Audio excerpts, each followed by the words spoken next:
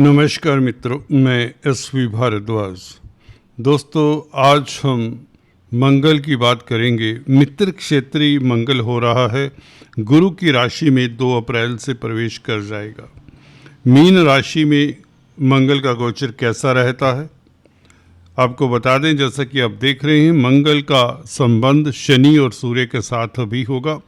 सूर्य हालांकि 14 अप्रैल को आगे चले जाएंगे, शुक्र के साथ सूर्य की युति बनेगी।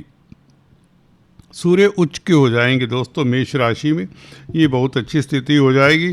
परंतु मंगल और शनि का संबंध रहेगा 10 मई तक, और मंगल भी रोचक नामक राजयोग मई के महीने में बनाएंगे, और सूर्य के साथ संबंध भी होगा कुछ दिन मई के महीने में। तो ये अच्छा योग होगा। कहने का मतलब, ये जो परिवर्तन होने शुरू हुए हैं, परिवर्तनों की जो शुरुआत हुई है, ये निश्चित तौर से आपके लिए काफ़ी सुखद रहने वाले हैं। गुरु का मार्गी होना मार्च में और बुध का मार्गी होना, ये अच्छा योग बना है आपके लिए। काफ़ी सुखद स्थितियों की शुरुआत होती है। मंगल की चर्चा करते हैं दोस्तों। मंगल भूमि पुत्र हैं, परंतु आपके लिए योग कारक भी हैं। पंचम भाव और दशम भाव के मालिक हैं, इसलिए योग कारक कहलाते हैं। मंगल जब दोस्तों भाग्य स्थान में बैठा हो, मित्र क्षेत्रीय हो और सूर्य के साथ हो, सूर्य भी मित्र है मंगल का, हालांकि शनि दोनों के शत्रु हैं, मंगल के भी और सूर्य के। परंतु शनि अभी अस्त चले आ रहे हैं, 12 अप्रैल तक अस्त रहेंगे। तो यहाँ पर शनि ज़्यादा प्रभावित तो नहीं कर पाएंगे, फिर भी कहीं ना कहीं शनि के साथ कोई भी ग्रह आ जाए तो शनि तो उसको प्रभावित करते ही हैं, ये भी अपने आप में सत्य बात है। फिर भी मंगल पंचम भाव का मालिक होकर भाग्य स्थान में बैठे तो ये राजयोग बनाता है। पंचमेश का नवम भाव में बैठना, और वैसे भी कर्मेश भी हैं, दशमेश भी हैं, तो ये अच्छा है। सूर्य के साथ युति बने, सूर्य मित्र भी हैं तो धन भाव के मालिक भी हैं। शासन सत्ता के, सरकार के कारक भी होते हैं सूर्य, तो इसलिए सरकारी तंत्र से भी फायदा, भाग्य साथ दे, सरकारी क्षेत्रों से आपको लाभ होने के योग बनते हैं। मंगल सूर्य दोनों मित्र हैं, इनकी युति यहाँ पर भाग्य स्थान में कहीं ना कहीं भाग्य आपका प्रबल रहता है as far as career matters are concerned, क्योंकि 10th लॉर्ड है मंगल और मित्र के साथ है, सूर्य के साथ। शनि कुछ अवरोध डाल सकते हैं, परंतु इतना नहीं, क्योंकि शनि अभी अस्त भी हैं कम से कम 12 तारीख तक। तो फिर भी आपके लिए सफलता के योग, कैरियर में आपको कोई बड़ी उपलब्धि मिले, आपका मान सम्मान बढ़ने के योग और भी बने हुए हैं इस कुंडली में, इस चार्ट में। शुक्र की अगर बात करें, शुक्र देखिए 10th हाउस में अमला नामक राजयोग बनाकर बैठा हुआ और अपने भाव को देखता है, सुख भाव को देखता है, भौतिक सुखों का भाव है 4th हाउस। शुक्र इसके मालिक हैं। अपने भाव को कोई भी ग्रह देखे तो उस भाव के सुखद फल मिलते हैं।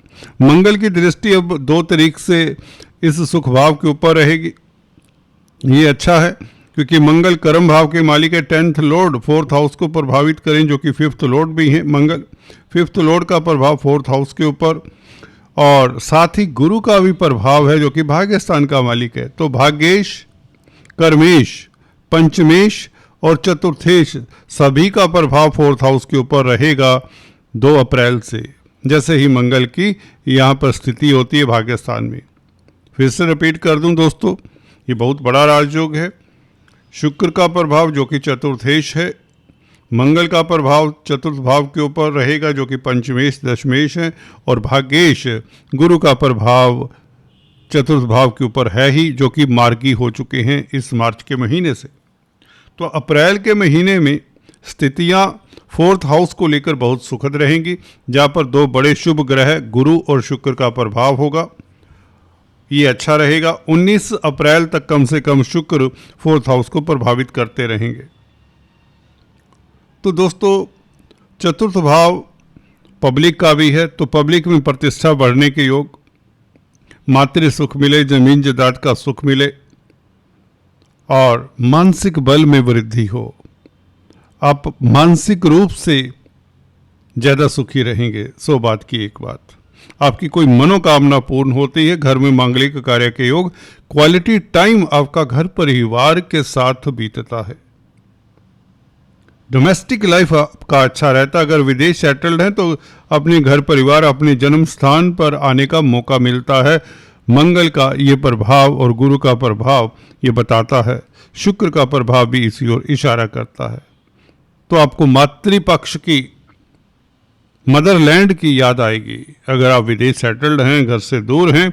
और ये अच्छा योग भी है, अपने स्वजनों से मिलकर आप हर्षित महसूस करेंगे। तो कहीं ना कहीं ये गोचर मंगल का भाग्य स्थान में बैठना इस नाते देखा जाए तो ये अच्छा है, क्योंकि मित्र क्षेत्रीय तो सूर्य के साथ हैं और शनि के साथ हैं। सूर्य के कारण आपके धन में वृद्धि होती है, आपकी तरक्की हो सकती है, आपको कोई सुखद समाचार मिल सकता है। बड़ी बात यह है कि बुध का विपरीत राजयोग कार्य करना शुरू कर देता है जैसे ही मंगल आगे जाते हैं। बुध वैसे भी बुद्धि का प्लैनेट है, मंगल से प्रताड़ित था। मंगल और बुध दोनों मित्र नहीं हैं। चलिए अच्छा हुआ, मंगल 2 तारीख से आगे चले जाएंगे तो बुध, बुद्धि का ग्रह, अष्टम भाव में कहीं ना कहीं विपरीत राजयोग का सुखद फल देने में सक्षम रहेगा। अगर आपने हाल फिलहाल काफ़ी कष्ट उठाए हैं तो यह बुध आपके लिए बहुत अच्छा रहेगा। जिनकी बुध की महादशा अंतरदशा है उनके लिए समय अद्भुत लाभकारी है और शुक्र की दशाओं वालों को भी लाभ होगा। कुल मिलाकर शुक्र की स्थिति भी बहुत बेहतर है, जो कि कला के कारक हैं। अगर आप क्रिएटिव व्यक्ति हैं तो आपकी कला में निखार आता है। 12वें भाव में बैठा हुआ गुरु मंगल से संबंध बनाएगा तो विदेशों से भी आपको लाभ होगा। विदेशों में अगर आप कामकाज करते हैं तो बेहतर स्थितियां, मल्टीनेशनल कंपनीज में कामकाज करने का मौका मिलेगा और तरक्की की संभावनाएं बनेंगी। मंगल गुरु का संबंध अच्छा है, लंबी यात्रा के योग बन जाते हैं। गुरु मंगल के संबंध के कारण खासकर प्रोफेशन के लिए, कामकाज के लिए आपकी यात्रा हो सकती है। गुरु मंगल का संबंध डेफिनेटली आपको कर्मठ बनाता है, विजनरी बनाता है।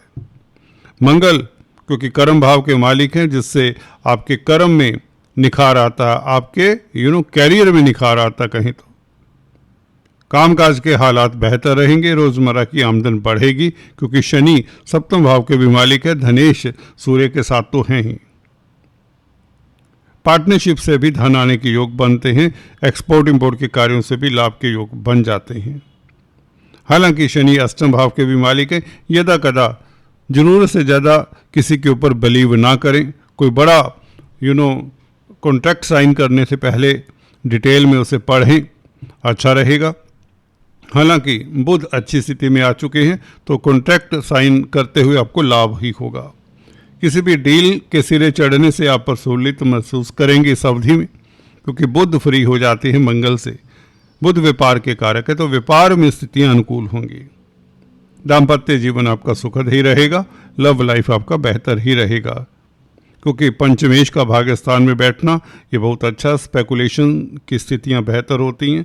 शेयर स्टॉक मार्केट में ईरान वार के कारण अगर आपको क्षति हुई है, पीछे हुई होगी, क्योंकि पिछले समय कुछ स्थितियां नासाज भी रही। गुरु भी वक्री रहे, बुध भी वक्री और अस्त रहे, तो आपको लॉस होने की संभावना पिछले महीनों में जनवरी फरवरी में बनी रही। अब उस लॉस की भरपाई होती दिखती है। गुरु के मार्गी होने से गोल्ड का सेल परचेज करने से लाभ होगा। फाइनेंस के क्षेत्रों से लाभ होगा। एजुकेशन के क्षेत्रों से लाभ होगा।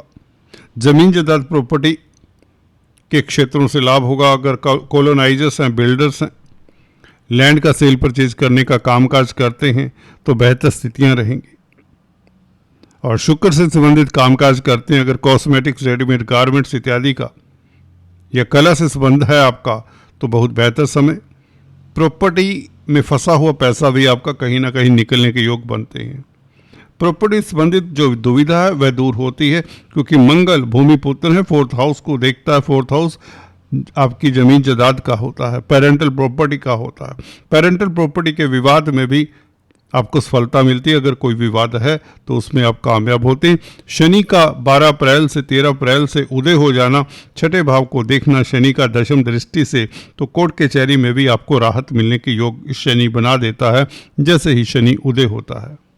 और सूर्य का उच्च का हो जाना 13 अप्रैल से ये अच्छा योग बन जाता है और कैरियर से लाभ के योग बनते हैं। सूर्य का उच्च का हो जाना, शासन सत्ता से लाभ होना और आपकी प्रतिष्ठा बढ़ने के योग बनते हैं, उच्च पद मिलने के योग बनते हैं।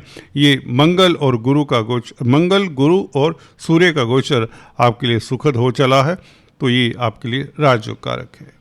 दोस्तों, चर्चा को आगे बढ़ाने से पहले आपसे निवेदन, अगर आप पहली बार आए हैं तो कृपया सब्सक्राइब कर लें।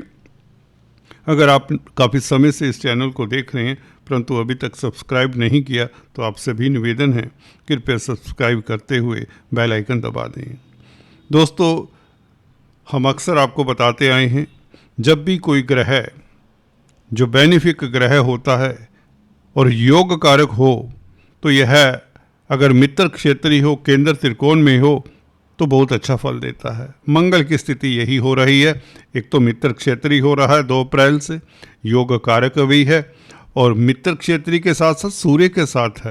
हालांकि शनि भी साथ हैं परंतु सूर्य का साथ भी तो है। तो यहाँ पर ज़्यादातर आपके लिए कैरियर में सुखद संभावनाएं और जो कंपटीशन है कार्यस्थल पर वह कमतर होता है। कामकाज को लेकर अब अनुकूलता आपको महसूस होगी। कामकाज को लेकर, नौकरी व्यापार को लेकर आपको जो भय चिंता सता रही थी पिछले कुछ महीनों में, वह अब नहीं सताएगी। बच्चों को लेकर भी कहीं ना कहीं सुखद समाचार मिलने के योग बन जाते हैं क्योंकि बुध फ्री हो जाता है मंगल से।